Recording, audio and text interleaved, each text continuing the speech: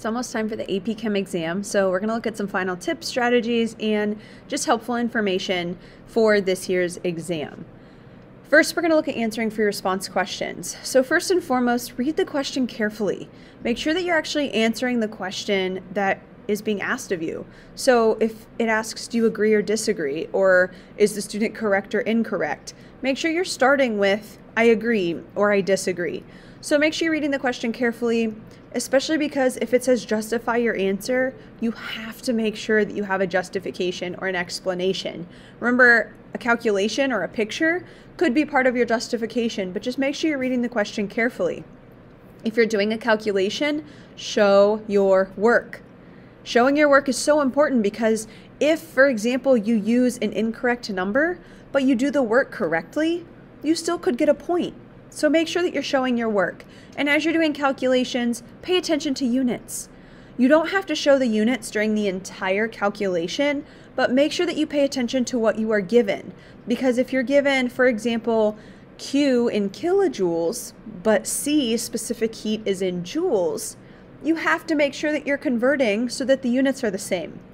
So pay attention to the units. And your final answer needs to have units. So just pay attention to units as you're working through a calculation. If you're given a balanced equation, make sure you pay attention to the mole ratios. When you're doing stoichiometry, those mole ratios are important. Along with a balanced equation, pay attention to single and double arrows. A single arrow means a reaction goes to completion. A double arrow means that the reaction is at equilibrium. So those arrows can tell you whether you're working with stoichiometry or you're working with an ice table. Double and triple check your math. So do a calculation and double check, does your answer make sense? And then triple check, does your answer make sense? Because you want to make sure to avoid any careless math errors or manipulation of formulas. For example, the ideal gas law, PV equals nRT. If you are solving for N, it is PV over RT.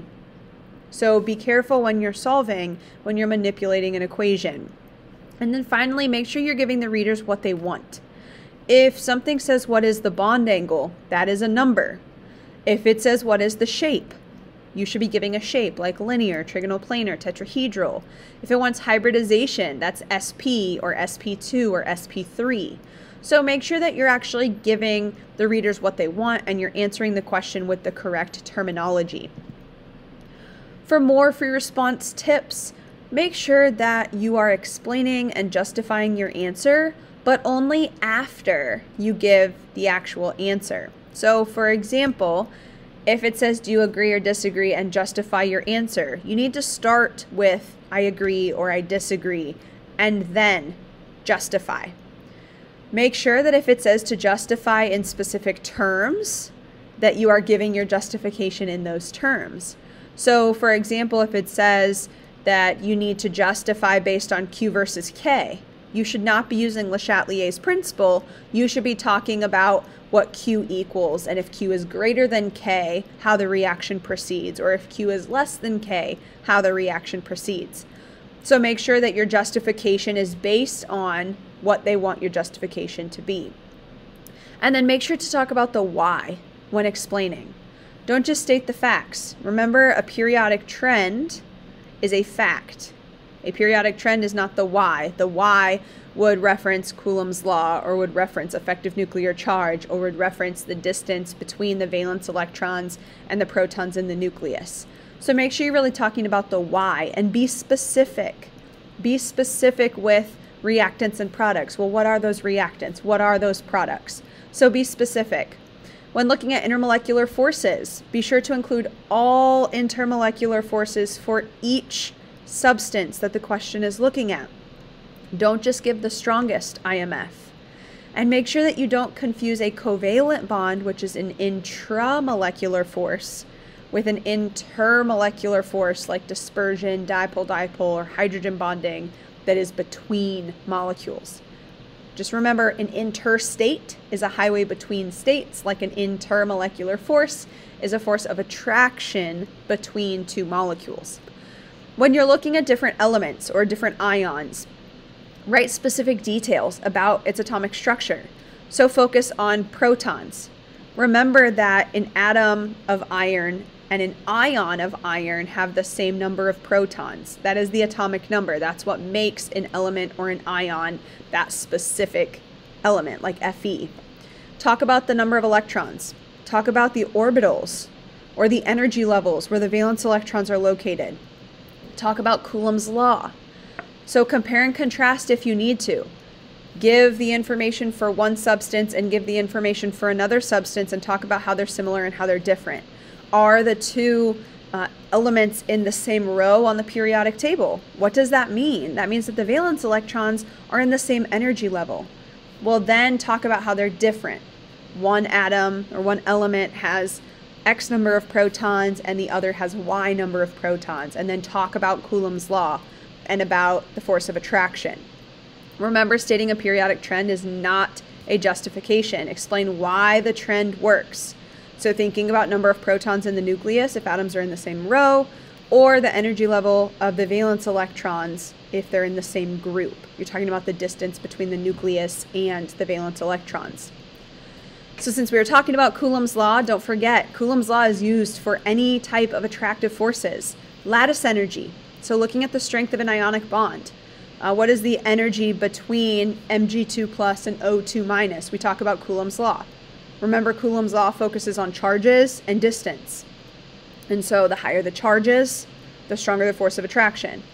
Ion dipole forces, that's the strength of attraction between an ion and a water molecule.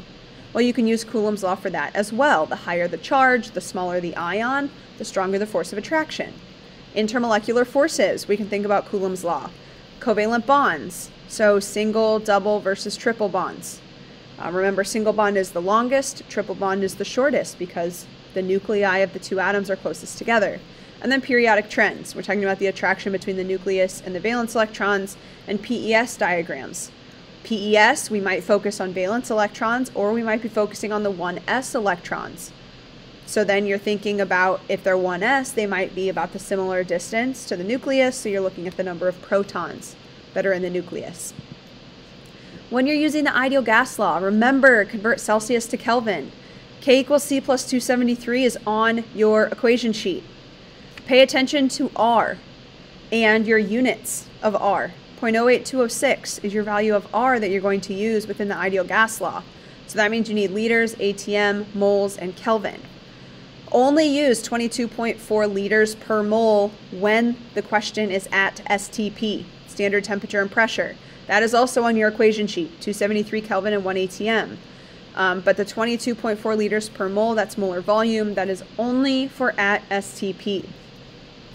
Remember that we typically want to see net ionic equations on the AP test. You do not need states of matter unless it specifically asks for it. Make sure the equation is balanced, both for atoms and for charge. So you have to make sure that not only are your atoms balanced, but your charge is balanced as well. And then remember the strong electrolytes. Strong electrolytes will dissociate into ions. Those are strong acids. So do you know your strong acids? Strong bases. Soluble ionic substances, the solubility rules that you are required to know: potassium, nitrate, ammonium, and sodium. If it is an ionic compound with one of those 4 ions, it will be a strong electrolyte and it will dissociate into its ions. Anything else, weak acids, weak bases, those are weak electrolytes, and so they will stay together as a molecule or as a formula unit. So some other equations to keep in mind that are not on the equation sheet, and these are the percent equations. We have 3 different percent equations that you need to make sure to know. It is percent yield. So percent yield is if you are in lab and you are collecting a solid, how much solid did you collect? What percent of the solid did you collect compared to what you were supposed to collect? So percent yield, the higher the percent yield, the better. 100% yield is an ideal situation. To calculate percent yield, it is actual over theoretical times 100. Actual is what you collected in the lab. Theoretical is what you calculate using stoichiometry, and then you multiply by 100. Percent error is how far away were you from what you were supposed to get. The lower the percent error, the better. And so to calculate percent error, it's accepted minus experimental divided by accepted times 100. So we need a times 100 over here. Notice the absolute value at the top, percent error should always be a positive number. So the lower the percent error, the better. Ideal would be 0% error. And then percent ionization. So when we're dealing with a weak acid, we might want to calculate percent ionization. And percent ionization is looking at what were the concentrations of ions at equilibrium compared to the initial concentration of the acid. And so to calculate percent ionization, we take H plus or H3O plus concentration at equilibrium divided by the initial concentration of the acid times 100. So remember that weak acids generally have low percent ionizations. Strong acids have 100% ionization. We assume that they ionize 100%. Now there are other equations that are not on your equation sheet that are useful to know. The combined gas law. So the combined gas law is useful for looking at gases in two different scenarios. P1V1 over T1 equals P2V2 over T2. Temperature for gases should always be in Kelvin. We might have the buffer equation. Remember, that's just a manipulation of Ka. So the buffer equation is useful. Dilutions, M1V1 equals M2V2. We need to know that. That's not on the equation sheet. And thinking about bond energy or bond enthalpy. To calculate delta H of a reaction, we need to take bonds broken minus bonds formed. And that's how we can calculate delta H if we have bond enthalpies or bond energies. Then thinking about buffers and titrations. So remember that a buffer always needs to have an acidic component and a basic component, because a buffer needs to be able to neutralize any added acid or any added base. And in order for neutralization to occur, the buffer needs an acidic and a basic component. We see that as a weak acid, weak base conjugate pair.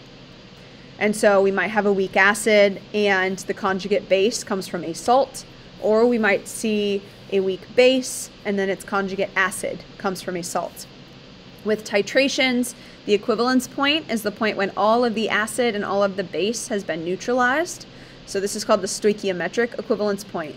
If it's 1-to-1 ratio, like HCl and NaOH, it's 1H plus for 1 OH minus, then we just say moles of acid equals moles of base. And that also equals moles of salt formed. The half equivalence point. So if the equivalence point in this case was 50 milliliters, at half it's 25 milliliters. We can actually follow that over. Remember, at the half equivalence point, pH equals pKa. So that allows us to find the Ka of a weak acid.